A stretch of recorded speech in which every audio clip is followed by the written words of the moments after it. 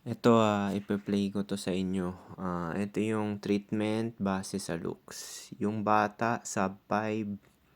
Ipe-play ko 'to. Sa dami-dami ng bata na pagtritripan niya, yung pogi lang talaga.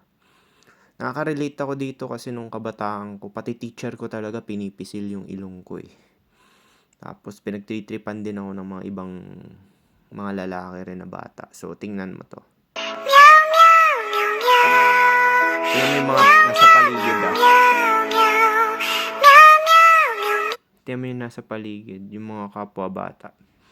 Iba siya lang talaga yung nangingibabaw yung itsura. Kaya siya yung napili nung batang sub-5. Kasi takaw atensyon, kakaiba itsura nung lalaki. Yan mo, yung tingin nyo.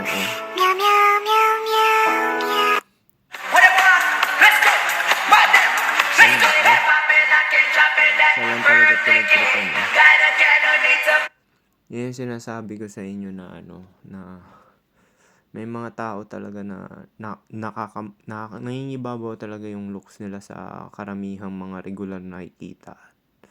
So, pati bata yan wala pang utak gaano yan. Kasi estimate ko na edad yan, mga nasa 5 years old pa lang yan or 4, mga ganyan lang siguro yan. Tapos tingnan mo yung tingin niya, di ba? Tingin niyo sa Pero sure ako tong batang pinagtripan niya iinis rin eh. Kasi kung babasahin mo yung facial feature nung lalaki is parang naiinis din talaga. Hindi niya lang mapatulan kasi bata nga eh.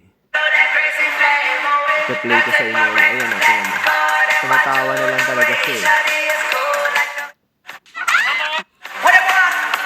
Pero kahit ako ganitohin ng bata, mainis din talaga ako. Yung syempre papasensyahan mo na lang talaga yan.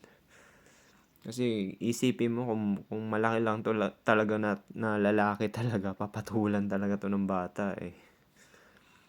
Pero yun nga yung sinasabi ko, nagpapatunay na ang treatment base sa looks. Bata na yan subconscious yan.